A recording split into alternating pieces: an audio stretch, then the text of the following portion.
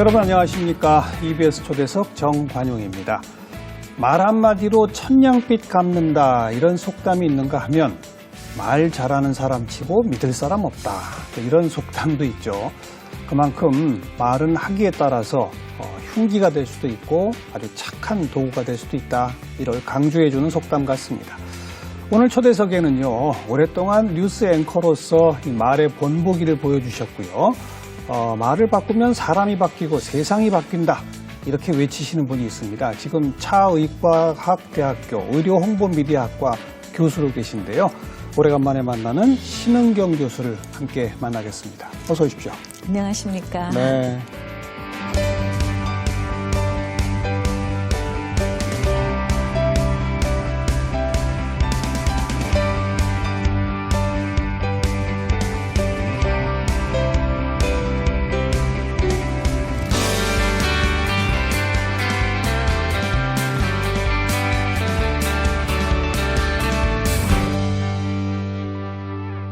TV 출연은 오래간만이신가요? 네, 그렇게 최근까지 하지는 않았고요. 네. 네, 좀 오랜만인 것 같아서 반갑습니다, 시청자 여러분들. 그래도 뭐 스튜디오는 너무 친근하시죠? 네, 항상 친정집에 돌아온 것 그러니까요. 같은 카메라가 늘 좋습니다. 뉴스 앵커 몇 년 하셨죠? 제가 81년부터 92년까지, 그러니까 뭐 횟수로 12년. 근데 이제 전반에 한 7년 정도는 그 주중에 공동 앵커를 했고요. 후반 한 5년은 주말에 단독 앵커를 해서요. 좀 그런 변화는 있었죠. 그래도 어쨌든. 네. 그리고 그게 81년도가 뭐 입사하시고 얼마 안 돼서라면서요? 네, 81년 5월에 입사했는데 9월에 마침 개편이 있었어요. 그때 이제 전임자가 결혼으로 그만두게 돼서 누구를 세울까 아마 고민을 하시다가 그냥 한번 새 얼굴로 해보자 그렇게 결정을 하신 것 같았어요. 아니, 갓 입사한 신입 아나운서를 네. 메인 뉴스에 물론 공동 앵커긴 하지만 네, 네. 그런 설레도 없잖아요. 그러니까 모험을 하신 것 같고요. 처음이라서 제가 시작한 건 딱 두 아이템. 날씨하고 해외 토픽 읽었어요, 첫날은. 맨 첫날은? 네. 네. 그리고 주말 단독 앵커는 여성이 단독 앵커 맡은 것도 처음 아닌가요? 그렇죠. 제가 87년에 이제 혼자 진행을 하게 됐는데, 물론 그전에도 뭐 스트레이트 뉴스를 하신 분이 계셨을런지 모르겠는데, 이제 칼라 텔레비전이 되고 난 다음에 이제 공동으로 하던 사람이 갑자기 주말에 오니까 그 당시는 그게 흔한 일이 아니었었어요. 그렇죠. 그래서 뭐 심지어 뭐라고 말하냐면 어떻게 여성이 안녕하십니까 9시 뉴스를 전해드리겠습니다를 시작을 하느냐 이럴 정도였고요. 우리나라뿐만이 그런 게 아니라 이제 옆에 나라 일본도 그랬었던 네. 모양이에요. 그래서 요미우리 신문에서 취재를 하러 왔어요. 신기하다고. 네. 그렇게 말하자면 시청자의 사랑을 받으니까 네. 그 자리를 이제 맡긴 거 아니겠습니까? 비결이 뭡니까? 좋게 말하면 사랑을 받은 거이기도 하고요. 또 어떤 면에서는 제가 생각하기는 제가 별 변화가 없었던 것 같아요. 그게 이제 좋은 면이기도 하고 나쁜 면이기도 한데 늘 같은 머리 스타일에 뭐 늘 같은 이미지. 그랬기 때문에 그냥 늘 편안한 사람이라고 생각하셨나 봐요. 만약에 제가 어느 날 나도 좀 멋있는 옷 입고 나오고 싶어. 헤어스타일을 바꾸고 싶어. 아마 그랬다면 별로 좋아하시지 않았었을 것 같아요. 한결같음. 네, 좋은 표현이시네요. 네, 사람이 한결같음을 유지하기가 제일 어려운 거예요, 사실. 그러니까 자기의 본래 모습으로 그냥 이어나가니까 아마 그런 거 아닐까 싶습니다. 그때 매일처럼 그렇게 시청자들과 만나시다가 유학을 가셨죠? 네, 92년 가을에 영국으로 공부를 하러 갔어요. 뭘 공부하셨어요? 저널리즘 공부하러 갔어요. 거기 이제 영국의 웨일즈 대학이라는 데에 언론인들이 굉장히 많이 가는 대학이 있거든요. 예. 그 저널리즘 센터가 있었는데, 그러니까 중견 언론인들은 뭐 이렇게 처음부터 콜스웍부터 이렇게 공부를 하지 않아도 되는 경험들이 있잖아요. 그렇죠. 그래서 그걸 중요하게 생각해서 석사 과정을 1년으로 잡은 그런 코스가 있었어요. 그래서 그거 1년 하고 그 다음에 이제 박사학위 또 시작을 하고 그랬죠. 그리고 귀국하셔서는 또 결혼 소식으로 우리를 깜짝 네. 놀라게 또. 사실은 그때 돌아올 때는 공부하고 와서 뭐 대학 강단에 서거나 아니면 다시 방송으로 돌아가거나 그럴 생각이었었는데 정말 사람의 일은 알 수가 없는 것이어서 결혼을 하게 됐고요. 이제 또 남편이 이제 같이 언론계에 있던 사람인데 결혼을 할 그쯤에 보니까 정치를 시작을 예. 했더라고요. 예. 그래서 정치가의 아내로 한 10여 년을 살았습니다. 내조하시면서 네. 선거 현장도 많이 누비시고. 네, 그럴 수밖에 없었어요. 그렇죠. 네. 이제 그런 모습까지는 우리 일반 시청자분들이 다 기억하십니다. 네. 그 후에 어떻게 지내신 거예요? 한 10여 년 하고 이제 남편도 정치를 마무리했어야 됐고요.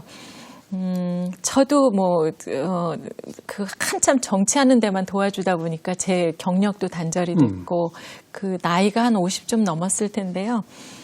딱히 할 일이 없더라고요. 그래서 사실은 그때 아주 힘들었었어요. 제가 남편 대신해서 선거도 한번 나가보기도 하고 그래서 실패를 하기도 낙선하셨었죠. 하고요. 뭐 온갖 그 소용돌이 속에 이제 있다가 뭐라고 표현을 해야 될까요? 뭐 광야 생활 같은 삶을 한 2년 정도 지내면서 제가 이 후의 삶을 무엇으로 채워나갈까 고민을 많이 했었죠. 그러다가 제 인생의 사명이 무엇인지를 생각해봤고, 그리고 이제 제 인생 사명을 깨닫고, 그리고 새로운 인생을 또 시작을 했습니다. 사명이 뭡니까? 말하자면 제가 전반에 했던 일이 이제 말하기 아니었습니까? 뉴스 앵커. 네. 예. 근데 가만히 생각해 보니까 이제 제가 고민을 하던 그 시간은 앞으로 후반전은 내가 뭘 하면서 살아야지. 뭐 아무도 찾아주는 사람도 없고 할 일도 없고 그래서 다른 일을 해볼까도 생각했고요. 여러 가지 생각이 많았는데 결국은 전반에 했던 그 말하기가요. 제 인생의 사명인 것 같은 생각이 들었고요. 전반이 이 후반에 중요한 일을 하기 위한 준비 작업이었던 것 같은 생각이 들었어요. 그러니까 뭐 제가 꼭 잘해서 전 국민이 알아봐 주시고 칭찬받고 한 게 아니라 어떤 준비였지 않는가 하는 생각에 도달했고, 그럼 이 후반전에는 똑같은 말하기를 하지만 그 의미와 중요성을 다시 한번 깨달아서 그 활동을 해야 되겠다. 그러니까 말의 그 중요성을 전달을 해야 되겠다. 네. 그 매체는 책을 쓰거나 또 방송을 하거나 또 강연을 하거나 요 세 가지를 이제 아예 이렇게 정확하게 써서 넣었어요. 예. 그 인생 사명서를 작성하면서. 예. 그래서 그걸 들으시는 분들이 삶이 좀 변했으면 좋겠다 하는 것을 제 인생 사명으로 삼고 있습니다. 말의 중요성을 이야기하고 네. 그걸 접하는 분들이 뭔가를 좀 깨닫게 되는. 네. 근데 뻔히 아는 얘기예요. 말이란 얼마나 중요한가를 알지만 보통 때 그렇게 말을 중요하게 잘하시는 분은 없거든요. 네. 그래서 제가 하는 별거 아닌 이야기지만 굉장히 감동으로 받아주시는 분들도 많으세요.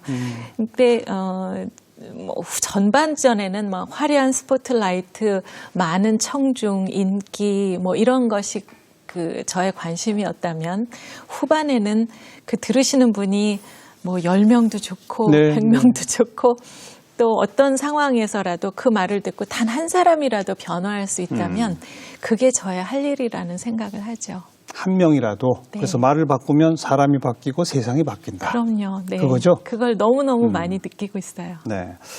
본격적으로 그 이야기를 들어가기 전에 네. 방송 환경도 많이 바뀌고 네. TV 채널도 굉장히 늘어나고 뭐 시사 토크 프로그램 같은 것도 많아지고 네. 거기 등장하는 앵커들이나 뭐 이 사람들도 굉장히 많아지고 그들이 사용하는 언어는 요즘 보시면 어떻습니까?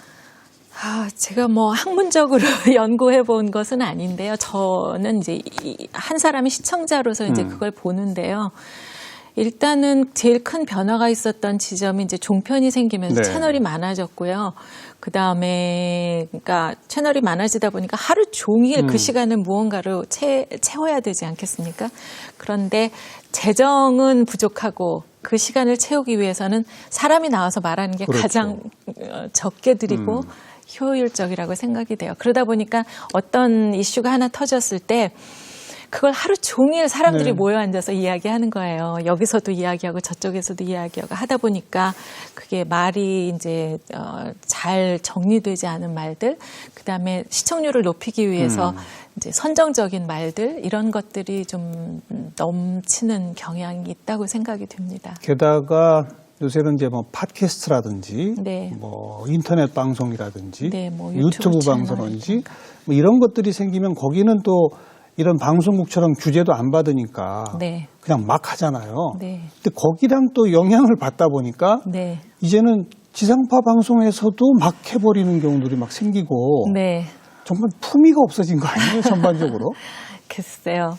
그러니까 품이나 올바름이나 깨끗한 우리말, 올바른 우리말, 바른 우리말 이런 거를 지키는 데다가 가치를 두는 것이 아니라 돈을 벌고 인기를 얻고 시청률을 높이고 많은 예. 사람이 구독하고 이런 거에다가 가치를 두기 때문에요.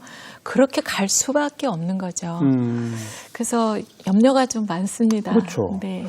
그나마 옛날에는 이 방송 언어라고 하는 게 우리 국민들의 언어 생활의 일종의 모범, 네. 교본이 돼서 우리가 좀 일상생활에서는 저렇게 못하지만 네. 그래도 우리 가급적 저렇게 노력해야 돼. 네. 뭐 이런 게라도 있었다면 네. 요즘은 오히려 방송이나 뭐 유튜브 채널이나 이런 데들이 국민들의 언어 생활에 악영향을 미치는 것 같아요. 그렇죠. 그걸 보면서 다 보고 배우고 또 심하게 표현하고 막. 젊은이들도요, 다 그런 이야기를 하니까 수업에 들어가면 이 아이들의 말을 알아들을 수가 없어요. 제가 그렇죠. 이제 세대 차도 좀 나긴 맞아요, 하지만. 맞아요. 그래서 이제 적당히 이제 합의를 보죠. 저도 아이들이 하는 말들을 좀 배워요. 그래서 그들의 말을 또 이해하려고 하고 그렇지만 또 잘못 선택하고 있는 말은 고쳐주기도 하고. 그 전에 제가 80년대 뉴스 할 때는 그렇게 심하고 낯뜨거운 말들은 좀 우회해서 표현했던 것 그러니까요. 같아요. 근데 네. 요즘은 적나라해요, 그냥. 네, 어떤 그 사건 사고나 그런 정황이나 뭐 그런 거를 아주 그냥 다 막 이렇게 얘기를 하는데 이 시간에 어린아이들과 같이 텔레비전을 보면 어떡하나 이런 막 낯이 뜨거울 때가 있고요.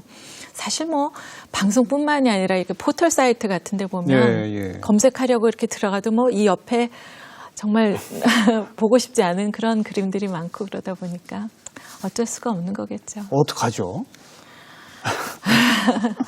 그래서 어떤 때는 정말 그 커다란 호수에 돌 하나 던지는 것 같은 아무것도 아닌 노력인 것 같지만 그래도 어떤 노력을 해야 되지는 않을까 이렇게 생각하고 있습니다. 그래서 제가 지금은 이제 학교에 있지만 한 3년 전에 2016년부터 한 2년 동안 한국청소년활동진흥원이라는 곳에서 일을 한 적이 있었습니다. 그러니까 여성가족부 산하 공공기관인데요. 예.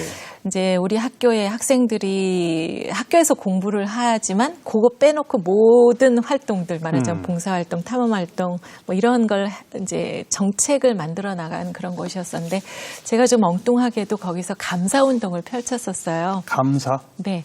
그러니까 고마움을 표시하는 거죠. 그러니까 첫째 그걸 시작한 목적은 뭐였냐면 계기는 우리나라 학생들이 그 OECD 국가 중에서 그 행복 지수가 제일 낮습니다. 낮죠. 네. 그래서 어떻게 해서 이럴 수 있을까? 그래서 그 아이들을 좀 더 감사하며 살면 행복하게 해줄 수 있지 않을까 하면서 시작을 했는데요. 한 1년쯤 지나고 그 목표를 또 새롭게 하게 됐습니다. 그건 뭐냐 하면 이 언어 폭력이 학교에서 너무너무 심해요. 예.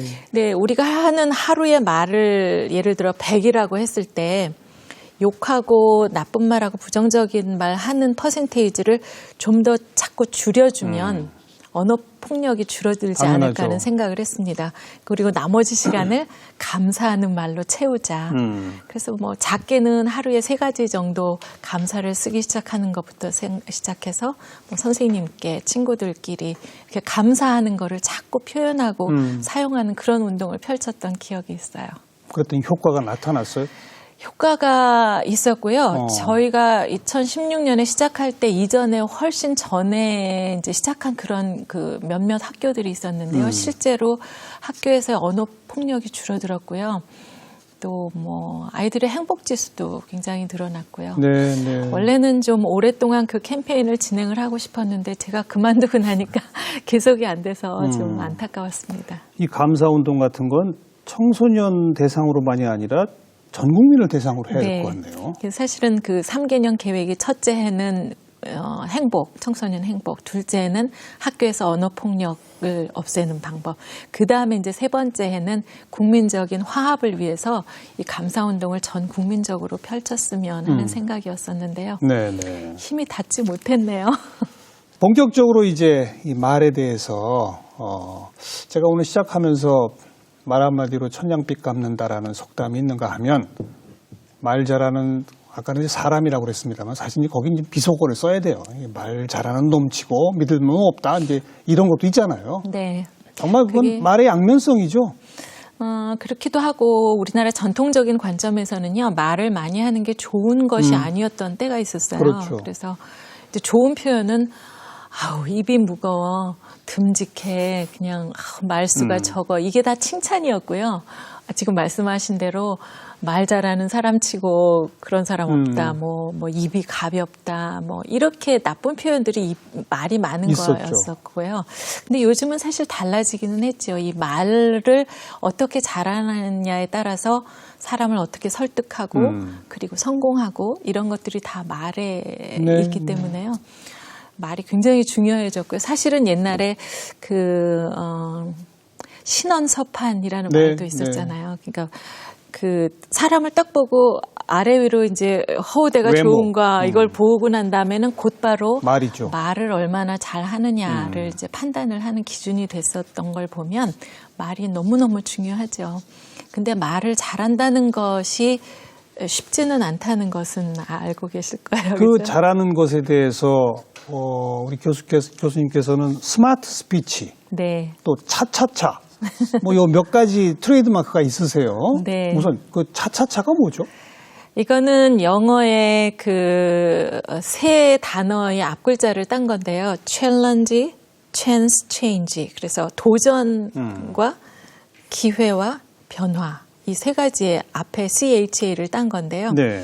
말을 잘하는 것도 도전하지 않으면 생존 기회가 없습니다. 그래서 예. 나도 이제부터 좋은 말을 해야 되겠다. 음.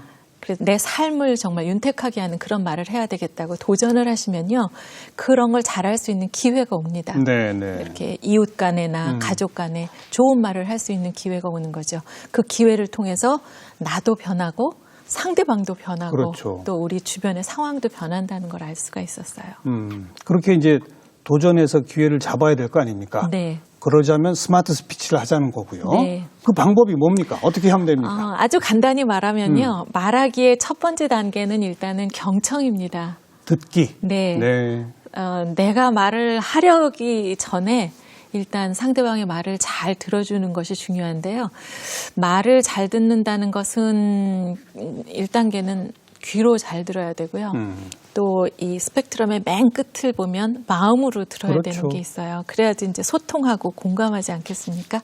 근데 저는 그 중간 과정도 굉장히 중요하게 생각을 하는 것이 말하자면 말은 귀로도 듣지만 눈빛으로, 얼굴로, 몸 전체로 듣는다. 이런 거를 강조합니다. 비언어적 메시지들. 네, 네. 그렇죠. 그러니까 말이라는 게 귀로도 듣지만요. 지금 우리 정 선생님께서 저 말을 들어주실 때 너무나 열심히 이렇게 아이 컨택트 해주시고 끄덕끄덕 네, 해주시니까 제가 말을 더 잘할 수 있게 예, 되거든요. 예. 그래서 가족끼리도 또 수업 중에 학생과 교수 사이에도 이 비언어적인 것이 굉장히 중요할 때가 많아요. 실제로 메라비안이라는 사람이 말하기를 이 말이라는 걸 100%로 보았을 때 이 네. 소리로서 하는 말은 7%밖에 네. 안 된대요. 네. 그런데 그 나머지는 그럼 뭐냐? 지금 말씀하신 제스처 이렇게 고개 끄덕끄덕하고 봐주는 것이 55%. 네. 제스처가 55%고요. 나머지 38%도 이게 참 재미있는데 유사언어라고 그러는데요. 그러니까 말하자면 부모님이 아이가 이렇게 왔을 때 똑같이 세 글자 잘했어라는 단어를 표시할 때요. 잘했어. 이렇게 말할 때 하고요. 잘했어. 이렇게 말했을 때하고 다르잖아요. 어조죠, 어조. 예, 목소리. 그런 음량이나 뭐 인터네이션이나 네, 이런 네. 거에 따라서 얘가 시험을 잘 봐가지고 왔구나. 아니면 일을 저질렀구나 이런 것처럼 달라진다는 거죠. 네, 네. 그렇게 해서 이제 그 경청이라는 게 제일 중요하고요. 그 다음은 나쁜 말은 안 쓰고 좋은 말은 쓰면 돼요. 너무나 간단하게도. 경청을 하되 귀로만 듣지 말고 나중엔 마음으로 들어라. 그 사람의 마음을 헤아려 가면서 들어라는 것이고, 그 사람의 마음까지 헤아리기 위해서는 그 사람이 말하는 내용뿐만 아니라 그 사람의 자세, 어조 이런 것까지를 충분히 살피며 들어라. 네. 이런 말씀이시잖아요. 네, 거기다가 그 마음을 이해하는 게 정말 중요한데요. 글쎄 좋은 예인지 모르겠는데 이제 남편이 야근한다 그러면은 아내가 불평을 할 수 있거든요. 왜 당신은 왜 맨날 늦게 들어와요? 이렇게 아침에 나가는데 했을 때 보통 남자들은요 그 글자 그대로 대답을 해요. 내가 언제 맨날 늦게 들어왔냐? 그저껜 일찍 들어왔지. 이런 식으로 말하는데 사실은 그렇게 하면 소통이 안 된다는 거예요. 당신은 왜 맨날 늦게 들어와요라고 말하는 아내의 마음속에는 그렇죠. 뭔가 어려움과 남편의 도움이 필요했던 거죠. 예. 그래서 이제 이거 소통을 하는데 3가지 단계가 있다는 얘기가 있는데, 말하자면 상대방이 왜 이런 말을 하지? 나 그저께 일찍 들어왔는데 왜 이런 바가지를 긁지라고 생각되면 바로 내가 그저께 일찍 들어왔다라고 말하시지 말고 이 사람이 왜 이런 말을 할까 생각해 보는 거예요. 그러면 그 마음이 이해가 돼요. 아, 고3 아들 때문에 고생을 하고 있구나. 예. 그러면 그 말을 해주면 돼요. 그때 필요한 말을. 말하자면 왜 이렇게 맨날 늦게 들어와? 그랬는데 아, 힘들구나. 위로의 말을 해줘야 되겠다. 그리고 여보 요새 힘들지? 내가 주말에 맛있는 거 사줄게. 이러면 사실은 동문서답을 하는 거지만 그 아내의 마음을 이해를 해줄 수가 있다는 거죠. 네. 근데 그렇게 하기 위해서는 먼저 그렇게 말하는 아내의 속마음까지를 헤아려서 들어라. 네, 네. 근데 대부분의 싸움은 안 들어서 생기는 거예요. 그렇죠. 그렇지 않습니까? 네. 그 이름도 아주 멋진 다이아몬드란 이름의 교수님이 계십니다. MIT 네. 대학에. 네. 그분이 그 노사 분쟁이나 이런 게 극심한 회사에 가서 코칭을 하는데 네. 딱 한 가지 가르친다고 그래요. 노사가 대화할 때 상대가 말하면 잘 듣고 그 말을 한번 되풀이해 준 다음에 네 말을 해라. 네, 맞습니다. 딱 그 법칙만 지켜줬대요. 그랬더니 불과 며칠 만에 노사가 화해를 다 하더랍니다. 맞아요. 그만큼 그동안에는 안 들었다는 거죠, 아예. 그렇죠. 말이 듣기도 싫은 거죠. 자기 할 얘기만 하고. 네. 그래서 말하기보다는 먼저 잘 들어라. 네. 1번 경청이다. 네. 그 다음에는 아까 뭐 나쁜 말은 덜 하고 네. 좋은 말은 하고. 하고. 나쁜 말이라는 건 몇 가지만 꼽아보면요. 뭐, 불평, 불만하는 말, 비난, 비판하는 말, 또 부정적인 말, 또 뭐 자기 비하, 비교, 이런 말들인 것 같아요. 공교롭게도 다 비읍이 들어가서. 비읍잖아요. 불평, 불만 너무 많이 하죠. 뭐, 차가 막혀도 뭐, 자기도 운전하고 가면서도 뭐 하늘로 머리 든 사람은 다 차를 가지고 나왔느니 하면서 이렇게 불평을 하고 예. 여름엔 더워서 불평, 겨울엔 추워서 불평, 불평불만이 너무너무 많고요. 또 남에 대한 비난, 비판은 정말 많죠. 이게 하루만이라도 자기가 이제 신경을 쓰면서 자신의 언어 생활을 이렇게 보면 너무 그런 말들이 많아요. 그리고 부정적인 말들. 또 자기 비하하는 말, 요즘 우리가 쓰는 말 중에 뭐 흑수저, 또 이런 것들, 헬조선 이런 말들 저는 참 마음이 안타까운데 사실 이 대한민국을 위해서 우리 젊은이들은 아직까지 한 일이 별로 없지 않습니까? 그래도 조상들이 여기까지 지켜오신 나라인데 이 나라에다 대고 헬조선이라고 한다던가 이런 거는 조금 아쉬운 마음이 있고요. 그리고 흑수저라는 것도 그렇습니다. 부모님이 이렇게 나를 낳아줬어라는 그 부정적인 이야기인데 사실 어느 부모님 치고 그 아이가 태어났을 때 정말 소중하고 귀하지 않은 부모님이 어디 계셨겠어요. 예. 그러니까 저는 모든 사람은 금수저로 태어난다고 생각해요. 그리고 이제 살다가 어려운 점은 있겠죠. 이제 흙을 좀 묻히겠죠. 그래서 저는 저 스스로에게도 저는 흙 묻은 금수저 이렇게 말합니다. 근데 흙은 좀 묻으면 좀 털어도 되고, 근데 원래는 금수저로 귀하게 태어났다는 거를 생각을 했으면 좋겠어요.